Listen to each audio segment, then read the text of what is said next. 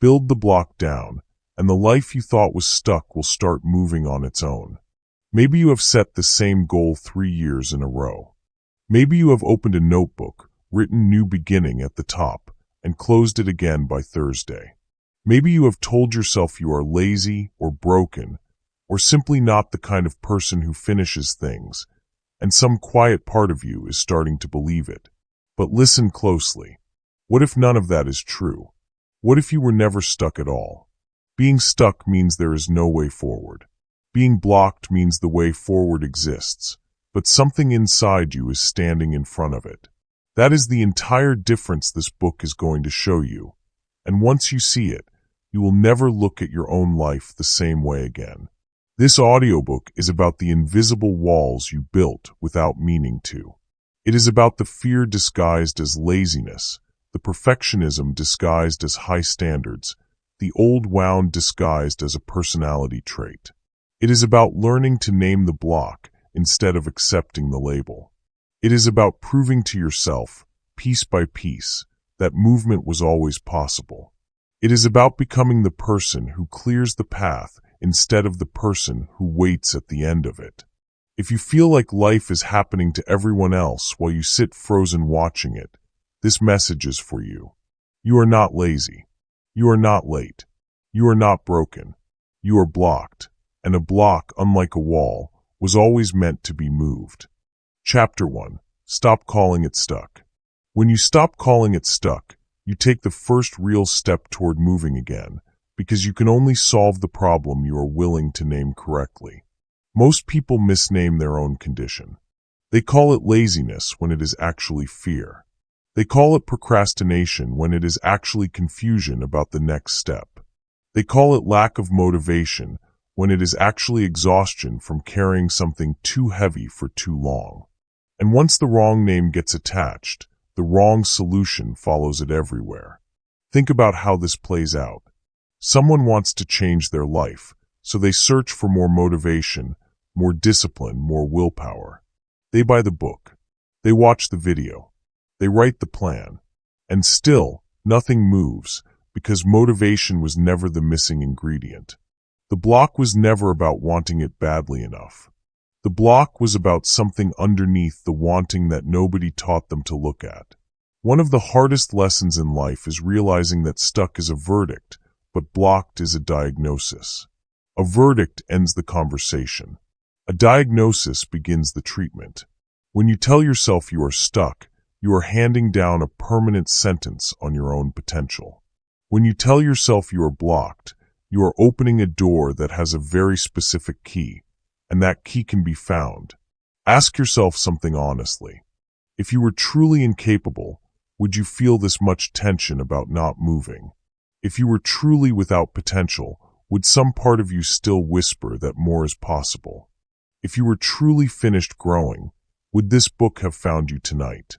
The tension you feel is not proof that you are broken. The tension is proof that something in you already knows the truth.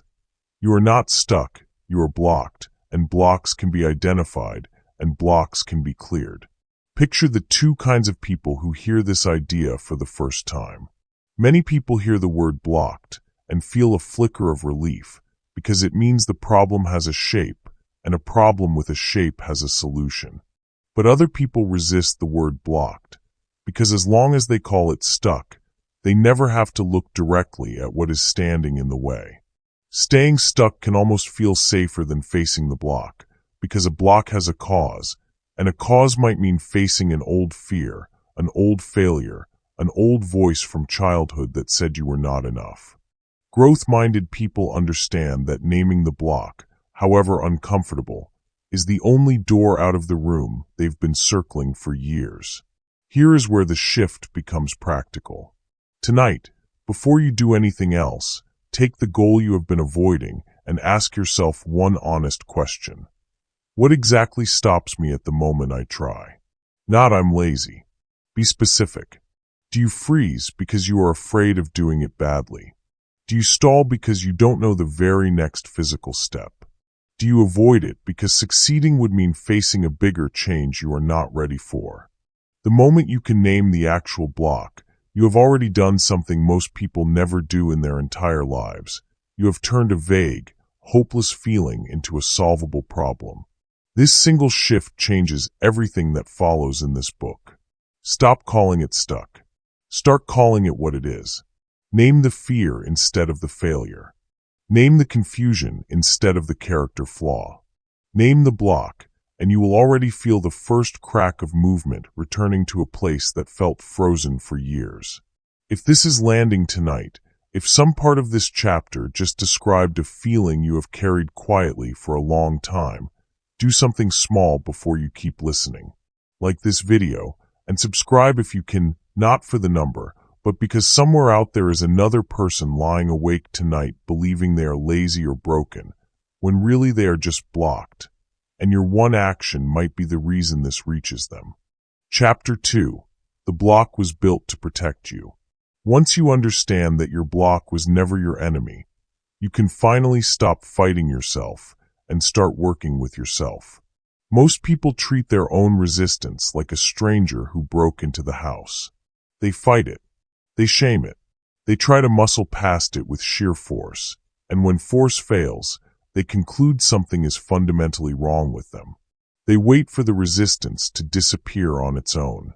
They wait for a day when the fear simply isn't there anymore. They wait to feel ready before they admit the resistance might actually be trying to tell them something. Here is the truth nobody hands you early enough in life. Every block you carry was built by a younger version of you trying to keep you safe. The fear of failing in public was built the day failing in public actually hurt. The fear of being seen and judged was built the day being seen actually led to ridicule. The habit of quitting right before the finish line was built the day almost winning turned into a bigger loss than losing outright. Nothing in you is broken. Everything in you was built for a reason, even if that reason no longer applies to the life you're living now. Ask yourself what your procrastination might be protecting you from. Ask yourself what your perfectionism might be defending against. Ask yourself what old moment your hesitation is still replaying on a loop without your permission. If you can trace the block back to the moment it was built, you stop needing to hate it, and hating your own protection mechanism was never going to dissolve it anyway. Many people spend years at war with their own instincts, calling themselves weak for feeling afraid, calling themselves broken for hesitating, and that war drains the very energy they need to actually move forward. But the people who start changing their lives learn something different. They learn to sit with the block like a nervous younger sibling instead of an enemy soldier, and they ask it, gently, what it's so afraid will happen. That single shift in posture, from war to conversation, is often the actual turning point disguised as a small internal moment nobody else will ever see. Try this tonight. The next time you feel the pull to avoid the thing you know you should do not immediately push through it, and do not immediately give up either. Pause. Ask the resistance one honest question. What are you protecting me from right now? Sometimes the answer is embarrassment. Sometimes it's the fear of discovering you tried your best, and it still wasn't enough. Sometimes it's the fear of outgrowing people who loved you at your smaller size. Whatever the answer is, write it down. You cannot dissolve what you refuse to look at, but you can almost always soften what you're finally willing to name. Stop fighting the block. Start listening to the block. Thank the part of you that built it, and then gently tell that part the danger has passed. Keep listening. Keep noticing. Keep separating the old danger from the present moment, because the present moment is safer than the fear remembers. Chapter 3. The difference between waiting and preparing. There is a quiet lie almost everyone tells themselves at some point, and it sounds responsible enough to hide in plain sight. I am not stalling, I am just preparing. Most people who are truly stuck in waiting believe sincerely that they are preparing. They wait for more information before starting. They wait for more confidence before speaking up. They wait for the perfect moment before beginning the thing that has been sitting in the back of their mind for years. And because waiting can wear the same clothes as preparing, Most people never notice the difference until a decade has quietly passed them by. Real preparing has motion inside it. Real preparing collects skills, gathers small proof, builds evidence you can point to. Waiting, by contrast, is motionless disguised as thoughtful. Waiting says, "Not yet," every single day and calls it wisdom. One of the hardest truths to accept is that waiting often feels identical to preparing from the inside, which is exactly why it can trap a person for years without them ever noticing the trap closing. Ask yourself something direct. In the last 30 days, did your preparation produce anything you could show another person, or did it only produce more thinking? In the last 30 days, did your research lead to one real action, or did it lead to more research? In the last 30 days, did your planning end in a first step, or did the plan simply get longer and more detailed while your actual life stayed exactly the same? If the honest answer is that nothing changed, you were not preparing. You were waiting, and waiting rarely announces itself by that name. Picture the two people again. Many people who are waiting feel productive because thinking about the goal releases the same small relief as working on the goal, and the brain, being efficient, often settles for the cheaper feeling. But people who are actually preparing measure themselves differently. They ask not, "How much did I think about this today?" but "What small, physical, undeniable thing did I do today that moves this forward?" The waiting person accumulates comfort. The preparing person accumulates evidence, and evidence, unlike comfort, compounds. Here is the practical turn. Tonight, take the goal you have been preparing for and ask what the smallest physical action tied to it would look like. Not the ideal action, the smallest one. If the goal is a business, the smallest action might be writing one sentence of a plan, not building the entire company in your head for the 40th time. If the goal is a health change, the smallest action might be one walk around the block, not the fully optimized program you keep researching instead of starting. The smallest action taken today is worth more than the perfect plan you keep polishing in private. Preparation that never touches the real world was never preparation. It was a very comfortable form of hiding. Stop preparing forever. Start proving with small, real steps. Trade the comfort of thinking for the evidence of doing, one small, undeniable action at a time. Keep moving, even in inches. Keep proving, even in private. Keep choosing the small, real step over the large, imagined one, because the small, real step is the only kind that ever actually arrives anywhere. Chapter 4. Why comfort feels like safety and isn't. Once you understand that comfort and safety are two different things wearing the same disguise, you will finally understand why staying still has never actually protected you from anything. Most people confuse the two without ever noticing. They stay in the job that drains them because leaving feels dangerous, even though staying is slowly costing them their health. They stay in the routine that no longer fits because change feels risky, even though the routine stopped serving them years ago. They stay quiet when they should speak because silence feels safer, even though silence has quietly cost them respect, opportunity, and their own voice. They wait for comfort to feel like readiness. They wait for the fear to fully disappear before acting. They wait for a guarantee that change won't hurt, and that guarantee never arrives because it was never available to begin with. Here is the deeper truth underneath all of it. Comfort is simply the absence of new sensation. Safety is the actual presence of protection from harm. A person can be completely uncomfortable and perfectly safe at the same time. Think of the discomfort of a hard conversation that ultimately strengthens a relationship, or the discomfort of a difficult workout that ultimately strengthens a body. And a person can be entirely comfortable and quietly unsafe at the same time. Think of the comfort of a routine that is slowly costing someone their health, their purpose, or their years. Comfort was never designed to keep you safe. Comfort was only ever designed to keep you familiar, and familiar is not the same thing as good for you. Ask yourself something you may not have asked before. Is this comfortable because it is actually safe, or is it comfortable because it is simply known? Is this routine protecting you, or is it just the shape your life happened to take, repeated so many times it started to feel like the only shape available? Is this relationship, this job, this daily pattern keeping you whole, or is it simply the thing your nervous system has stopped flagging as unusual? The moment you separate familiar from safe, an enormous amount of your hesitation starts to lose its grip on you. Picture the two paths clearly. Many people choose the comfortable path for years, mistaking the absence of discomfort for the presence of a good life, and they wake up one day wondering where the years went, only to realize comfort was quietly costing them the very growth they wanted. But people who eventually change their lives make a different trade. They learn to read discomfort as a signal of growth rather than a signal of danger, and they begin choosing the uncomfortable action on purpose, the way someone might choose a harder road because they already know where the easy one leads. Here is where this becomes something you can actually use tonight. The next time you feel the pull toward the comfortable choice, pause and ask which kind of comfort it actually is.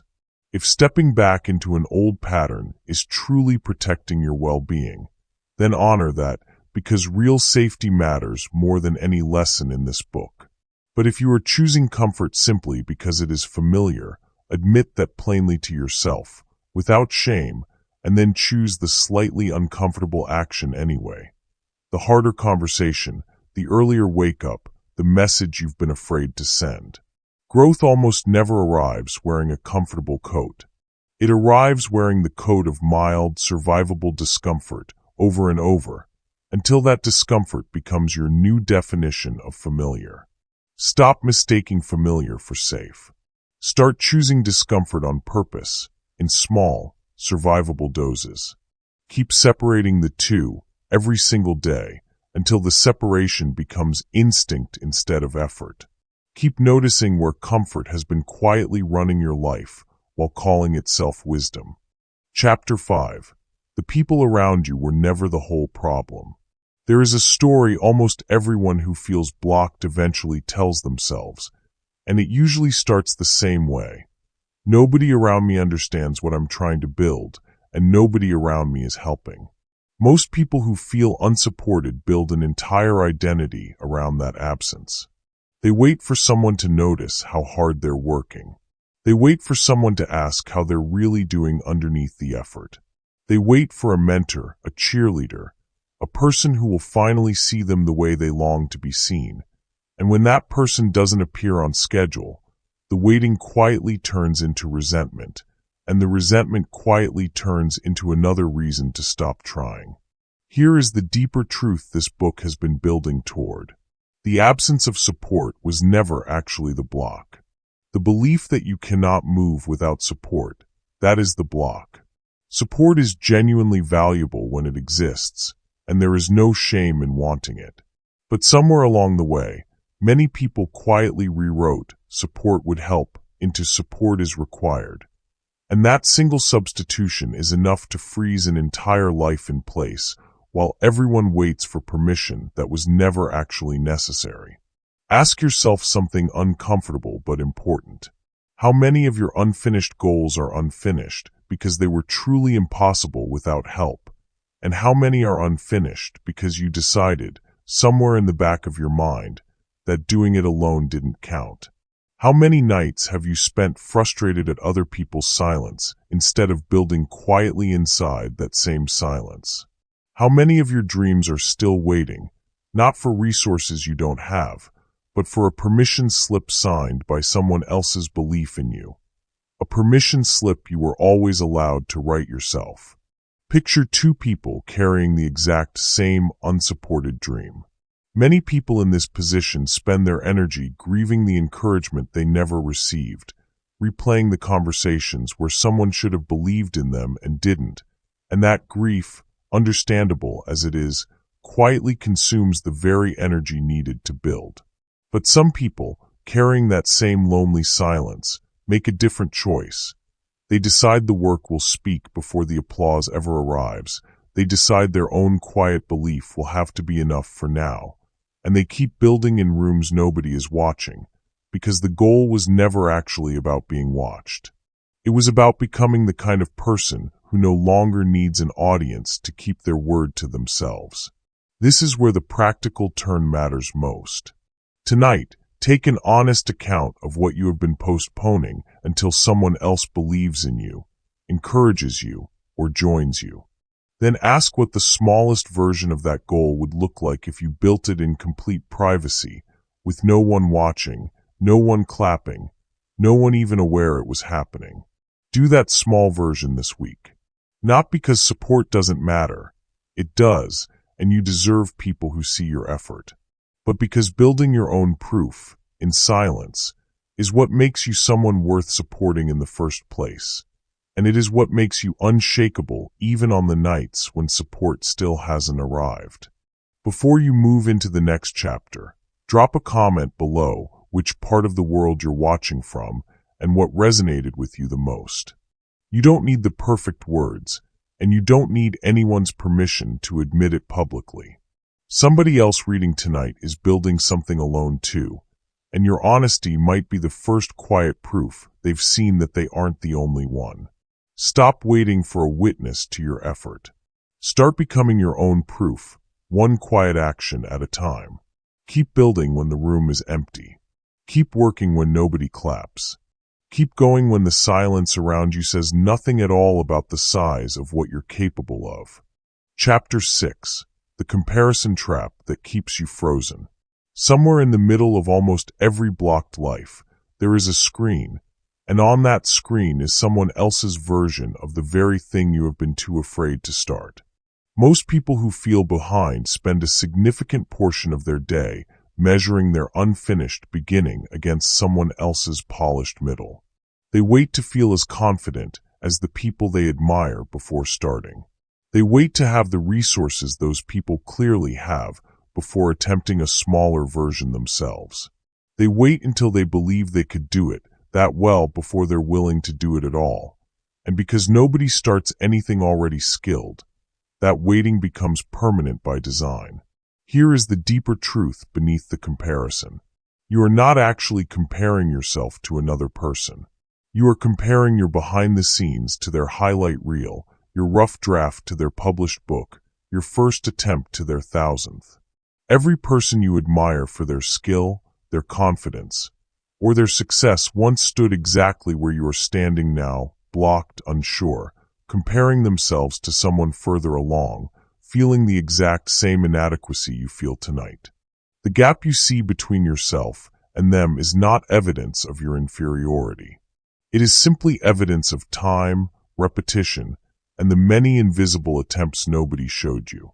Ask yourself plainly, would you judge a child learning to walk by comparing their first wobbling steps to an adult's confident stride? Would you call a seedling weak because it hasn't yet become the tree? Then why do you judge your first attempt at anything by comparing it to someone else's 20th year of practice? If the comparison would be unfair applied to anyone else, it is equally unfair applied to you, and continuing to apply it is not humility. It is a quiet, sophisticated way of giving yourself permission to quit before you've properly begun. Picture the two responses to comparison.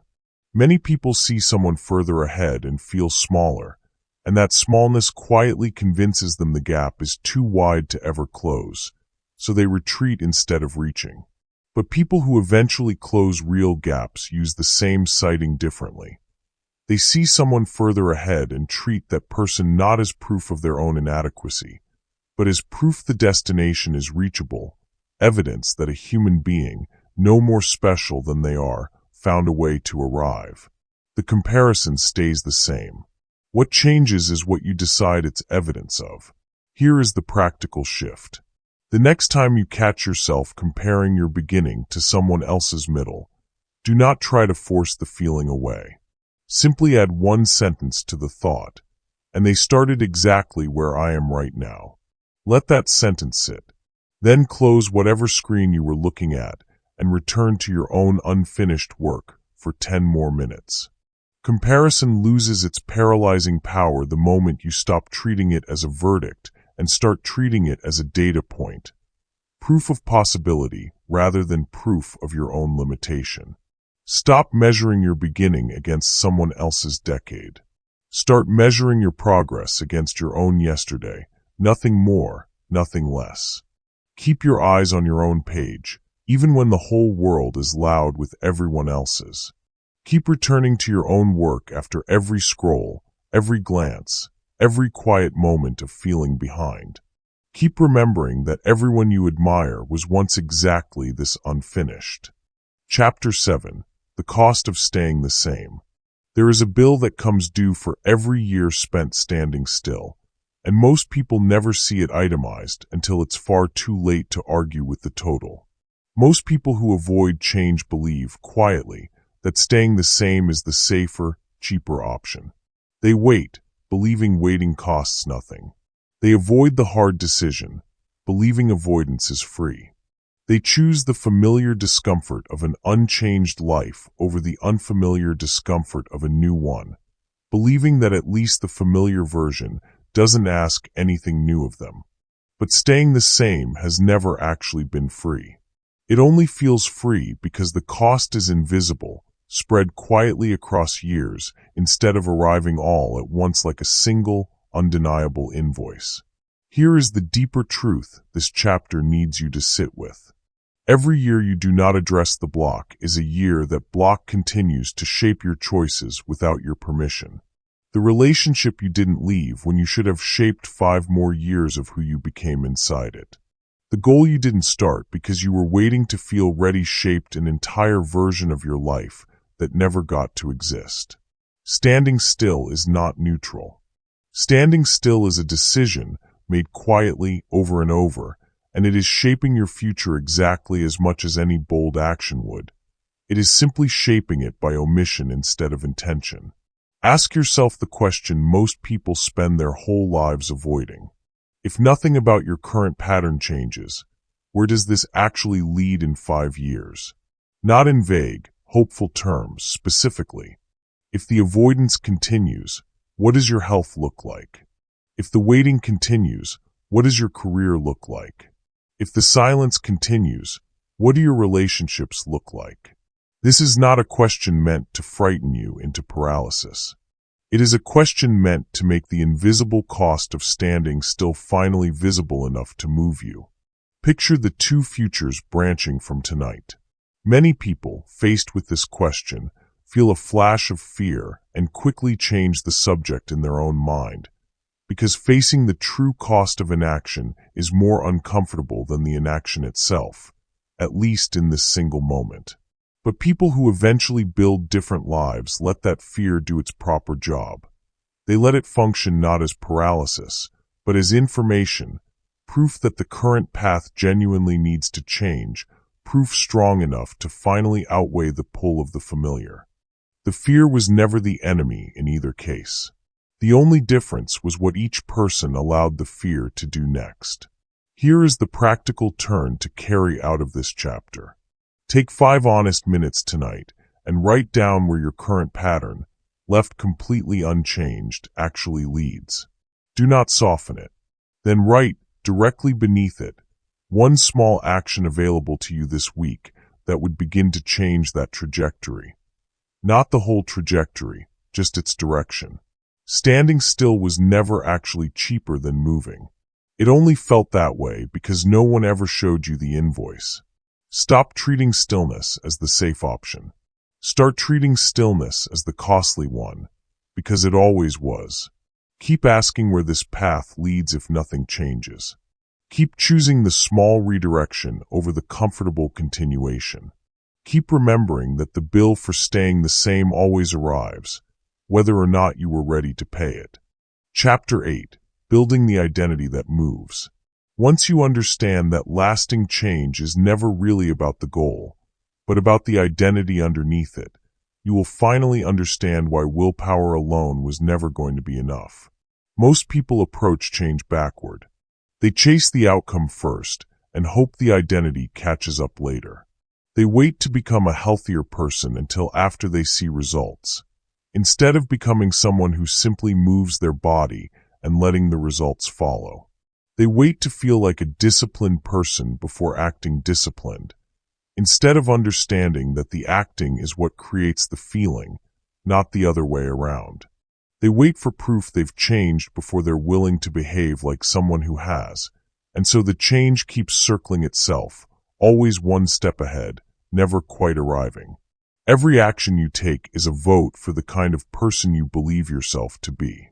One missed workout is not a failure, but it is also not nothing. It is a small vote for, I am someone who doesn't follow through, cast quietly, almost invisibly, until enough votes accumulate into a belief you now call your personality. The reverse is equally true.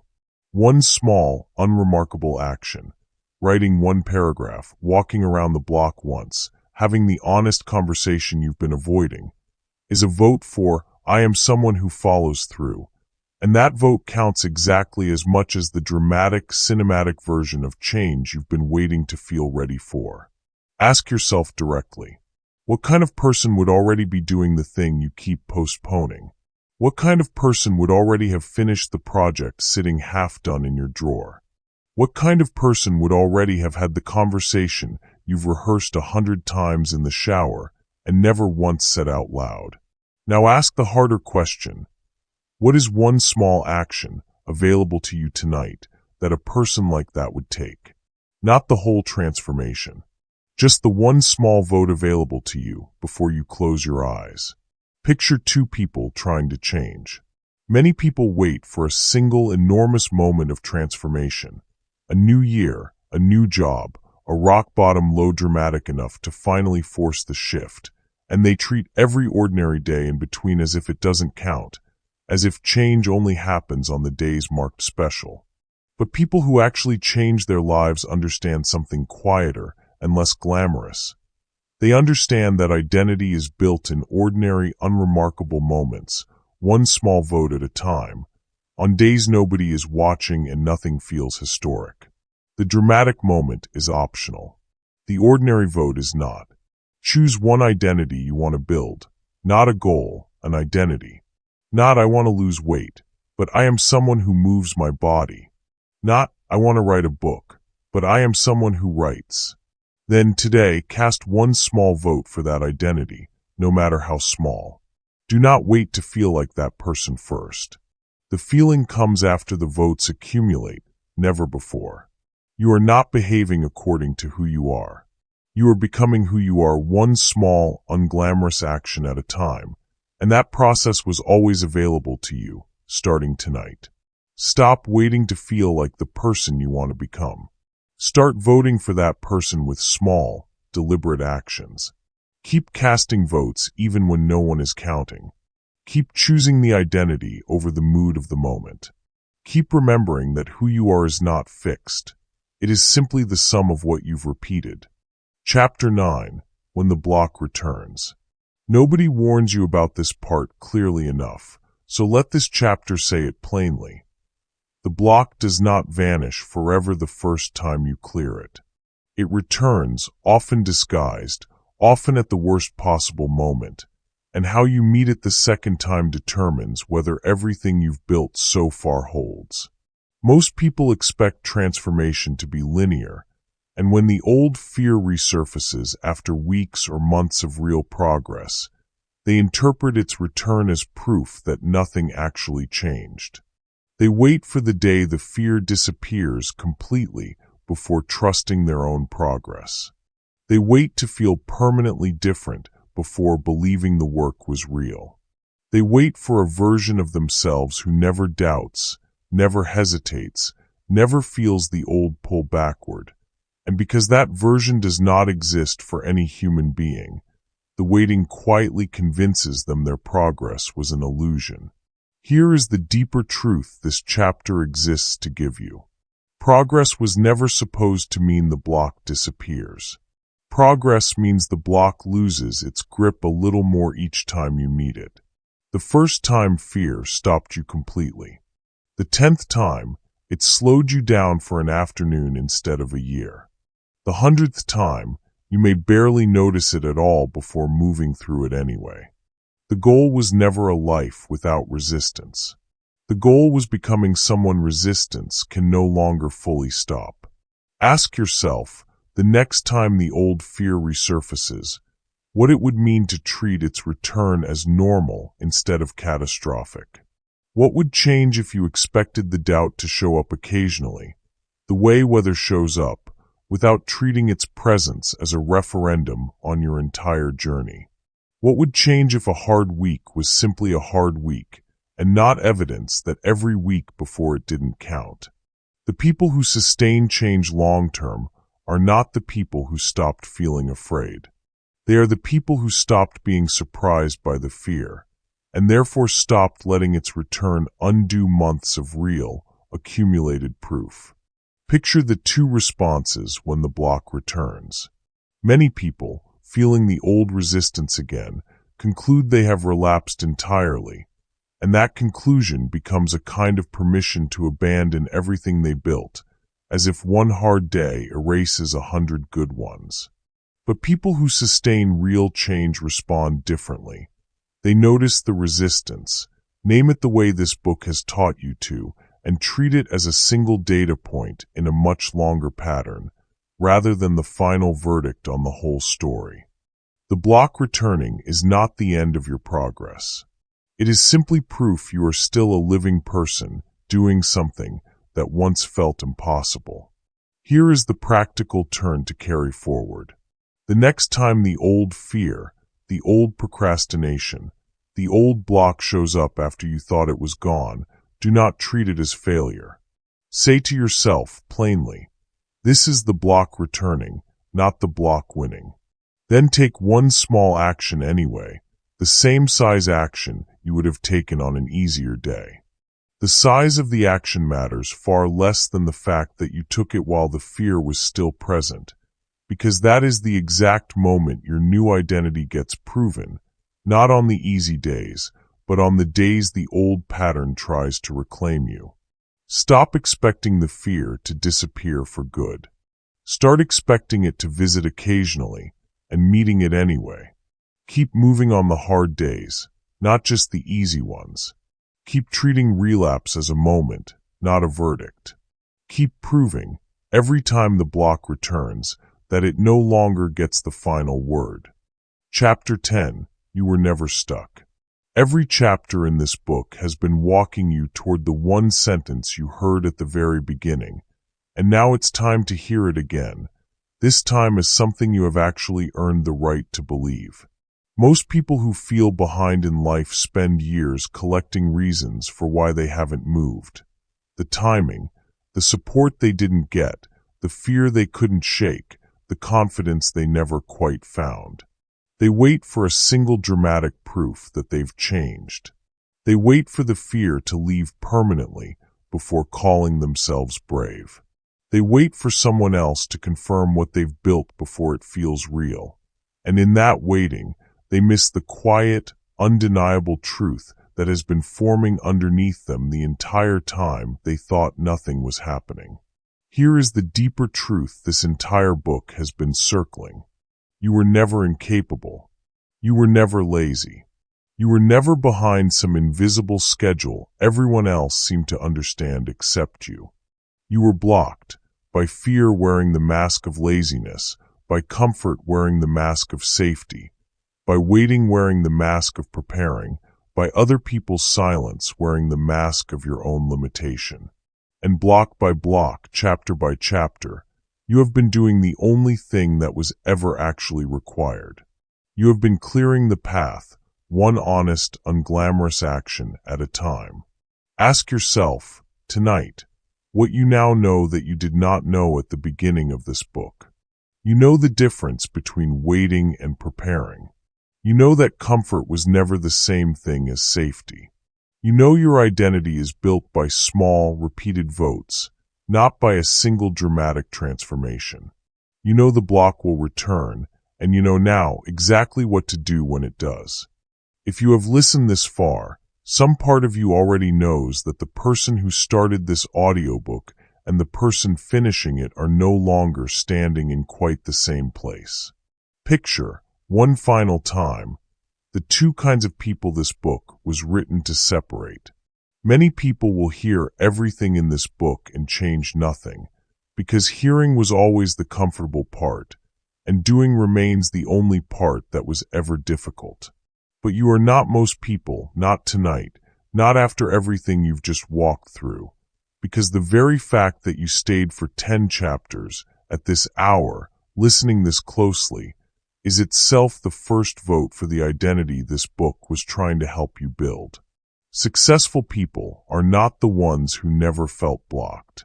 They are simply the ones who kept clearing the block, one small honest action at a time, long after it would have been easier to call themselves stuck and stop trying.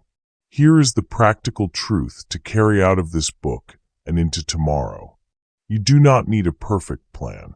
You do not need someone else's permission. You do not need the fear to disappear before you're allowed to move. You need one small action, taken today, cast like a vote for the person you are choosing to become. Then another tomorrow. Then another the day after that. This is how every person who ever built something real actually built it. Not in one dramatic leap, but in the accumulation of small, honest, unglamorous days that nobody was there to witness except them. Build so deeply within yourself that even the absence of support cannot stop your life from rising. That was the promise this book opened with, and it is the truth it leaves you standing inside of now. Not as a thing to believe, but as a thing you have already begun proving, chapter by chapter, action by action, tonight. Before you go, let this be the last small vote this book asks of you. If something in these 10 chapters found you tonight, subscribe so the next one finds you too, and like this video, so it has a chance of reaching someone else lying awake the way you were when this began. Leave a comment with the one block you are finally ready to name out loud. Not to impress anyone, but because saying it is often the first real action itself. And if you know someone quietly carrying the same weight you carried before tonight, share this with them. It might be the exact sentence they've been waiting to hear without knowing it. You were never stuck. You were only ever one honest action away from proving it.